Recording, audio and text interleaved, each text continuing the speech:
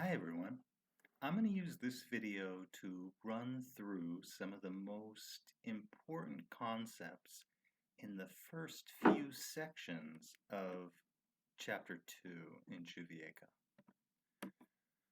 I'll begin and kind of continue basing my thoughts off of the figures. I think that's a pretty helpful way to go through it. So I'll start here with figure 2.1.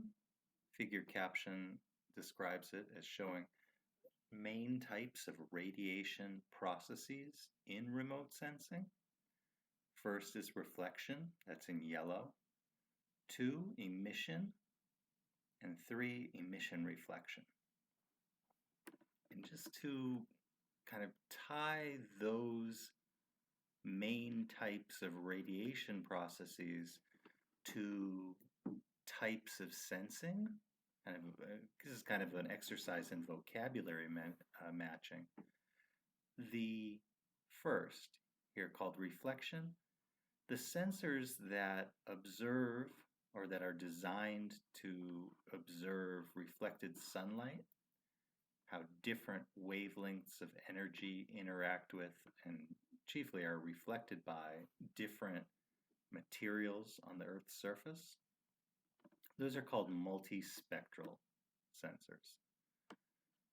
For sensors designed to observe emitted energy, you might think of this as heat from the surface, call those thermal sensors, thermal remote sensing. And if a sensor is emitting and observing reflected energy, the same energy, call that active remote sensing. And in fact, somewhat implied in the terms multispectral and thermal, the word passive. That means that the energy source is going to be different from the sensor itself. For multispectral remote sensing, we're talking about the energy source being the sun. For thermal, the surface materials themselves. There is active multispectral remote sensing, but it's not really called that. It's called LiDAR, light detection and ranging. In this, the sensor emits energy of a fairly short wavelength. This could be in the visible spectrum or be of just a little bit longer wavelength than the near infrared spectrum. But the radiance, the reflectance, in certain times it is useful for understanding surface processes, but LiDAR remote sensing is really interested in the same thing that active radar or active microwave remote sensing is, and that's in the amount of time it takes the emitted energy to be reflected back and observed at the sensor. And based on that elapsed time, we can infer the distance and understand topography, three-dimensional models and properties. Next slide is showing the electromagnetic spectrum. So we see it's kind of just a horizontal figure. I mean, it's got some vertical to it too, but that's not really describing any change. It's just so that we can actually write things here. And what changes as we move left to right? Frequency and wavelength. So they track inversely. Kind of the frequency equals the speed of light divided by the wavelength, and vice versa. So they vary inversely. Kind of frequency here, using megahertz, is all using the same unit. So we start 10 to the 2, 10 to the 3. As we move from right to the left, get larger frequency. The bottom side of this chart, measuring wavelength, it's really, you're measuring distance, but they use different units. So meters, centimeters, micrometers, angstroms. So all those are units of distance, but there's kind of by convention, just the way things are done, they make use of different measures, different units of distance. And so we don't see a continuous scale like on top. You see kind of smaller measures of angstrom up to 100, then smaller measures of micrometers. But anyway, as you move from left to right, you do see a logarithmic or an exponential here growth of distance. See the visible spectrum here, usually centered whenever the electromagnetic spectrum is shown, from lower wavelength blue light through the rainbow into higher wavelength red. Here they're described in terms of micrometers, so from about 0.4 to about 0.7 as the visible spectrum. Another convention that you might see, or it's also very common, to see these visual wavelengths measured in nanometers. So here you'd see blue as 400 nanometers, green as 500, red as 700, and so on. So both are right. It just, if you expect to see decimal numbers, decimal coefficients, but you see larger numbers, just take note of what unit is being used. Both are right, or both can be right, I guess. But back to the spectrum as a whole, kind of shorter wavelength, higher frequency energy, ultraviolet. Some sensors are designed to observe ultraviolet wavelengths of reflected light typically, but most sensors are based around the visible, the infrared. So those include multispectral and thermal sensors. A lot of active sensors, such as radar, emit even longer wavelength energy. One thing to note is that these kind of barriers between the different categories are not really, they're not backed up by any kind of physical laws. There are kind of physical reasons why the boundaries are where they are, but they're human decisions. They're kind of conventions that grew out of how this kind of energy is studied.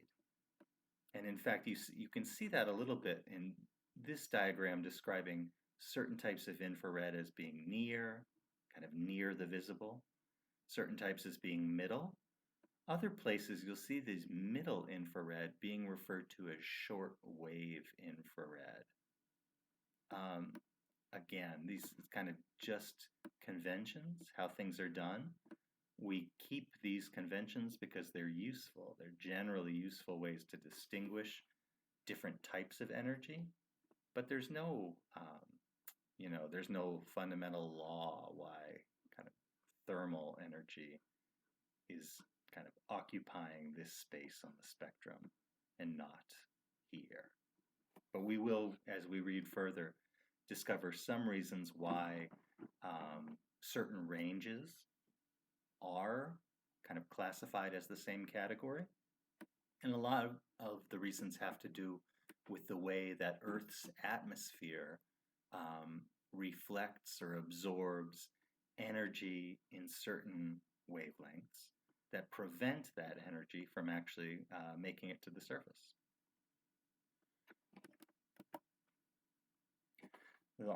In one of the tables, there are a lot of terms that you should read through and be aware of. This slide's just calling attention to maybe some of the terms that you'll see more than others and that you really need to understand. First of these is the radiance. So this effectively is what satellite sensors are measuring. They actually measure what's called a digital number that gets converted to radiance. Digital number just being kind of, well, how bright is it at the sensor? How much does that sensor get lit up? But it's a kind of a linear conversion to radiance. And radiance, measured in watts per square meter per steradian. So this is an angular measurement. It's taking into account the amount of energy coming off of an object at a given angle. So when a sensor is observing the surface of the Earth, it does so at an angle. So it's important to know that kind of radiance is very contextual in that at the same time, the same location might be reflecting different amounts of energy depending on how you're looking at it, where you're looking at it from, where the sensor's located relative to the object. And this kind of makes sense if we think about sunlight being reflected off of a body of water, where it's not like a mirror, like ideal specular reflection, but if you are on the water,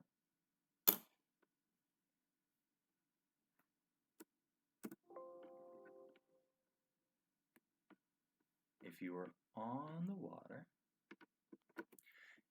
on the water and the sun is kind of at a low angle, maybe in the morning or in the evening, that sunlight's going to reflect off the surface of the water at a fairly large zenith angle. So that's kind of the angle of difference between where the sunlight is coming from, and straight down or nadir looking. And if you are on the water, looking out over it, looking in many directions, you'll be fine. Your eyes won't have so much glare. But if you look at water that's between you and that low angle sunlight, you're going to see a large amount of it reflected back. So it kind of makes sense that depending on the angle of incident light and the angle of you viewing it, the radiance will vary. So sometimes remotely sensed data are processed to be nadir looking, essentially multiple observations from different angles are modeled to understand what reflected sunlight would be looking if the zenith angle was 0, if the sensor was looking straight down. And for some sensors, for some location, there are in fact original nadir looking observations, but the products that you might see that have been processed, the data are modeled. Another important term is reflectance. Now, reflectance is radiance divided by the input or incident energy. So think of this as sunlight. And as we see in later figures in these subsections, the amount of sunlight varies by wavelength as well. And of course, it varies throughout the year. In the winter, in the northern hemisphere, we have less. In the summer, more, or time of day even. Another term is albedo. Here's kind of some equations here. Albedo, in contrast to radiance, is not angular, but hemispherical. So it's kind of the summed up reflected energy, really the radiance here, in all directions. So kind of hemispherical, because if it's going to be reflected, it's reflected up. Kind of think of a dome over an object, making measurements of radiance at every single possible angle. Sometimes this is distinguished by the wavelength. There's a special equation here, or a specific for spectral albedo, but other times it isn't. So it's the sum over kind of all possible angles of the radiance across all wavelengths. And finally, in this slide, get into some important equations important in so much as they help us understand um, the kind of fundamental or underlying reasons why we see certain abundances of certain types of energy. The first equation here, the Planck equation, describes these curves in figure 2.5. Blackbody spectral radiant excidence curves at various temperatures. So vertical axis here about spectral radiant excidence. So how much energy is being emitted, the excidence. And on the horizontal axis, we see change of wavelength.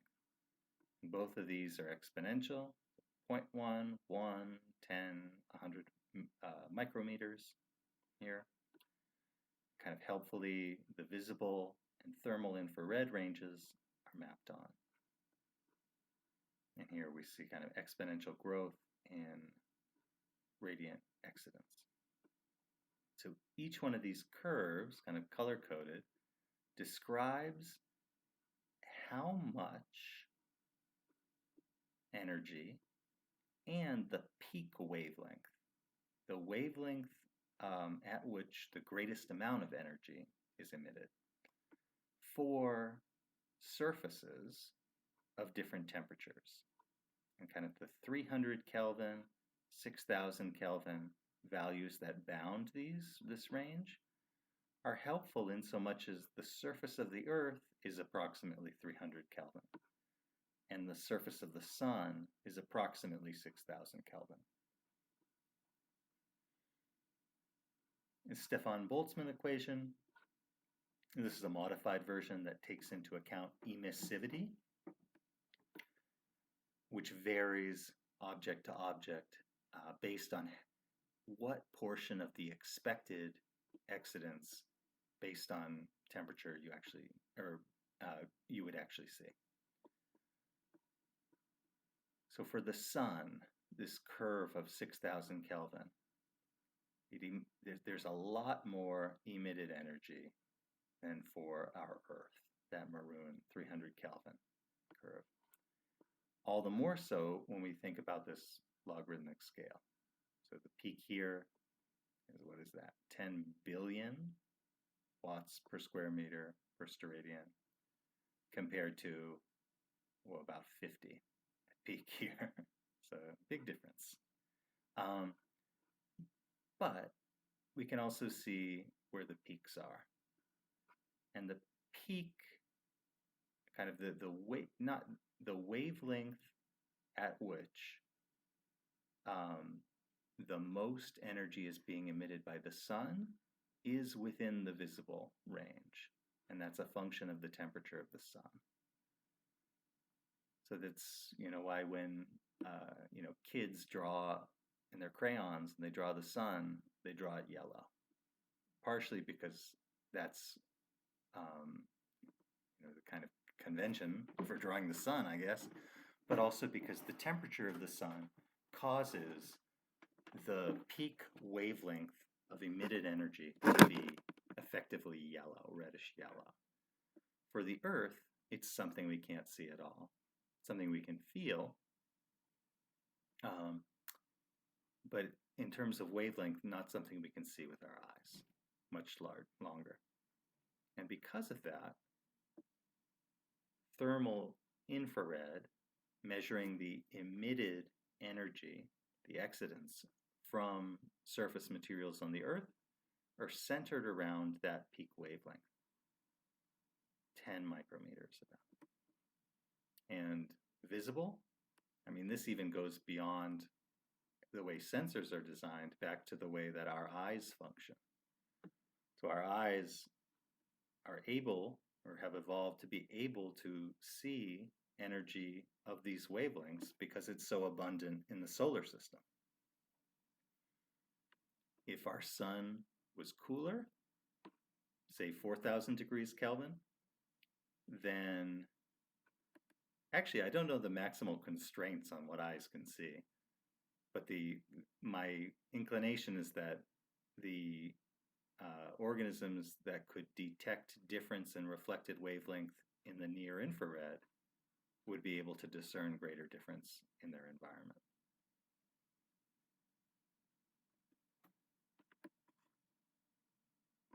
So those are the key takeaways from these first few sections of chapter 2 in Chuvieco.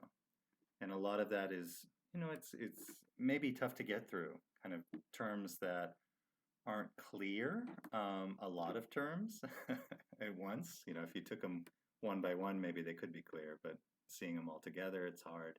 And some equations. And so I try to boil these down to some of the more important takeaways. And as you continue reading, as we'll continue to see, hopefully they'll make more sense as we get into kind of concrete examples of observations.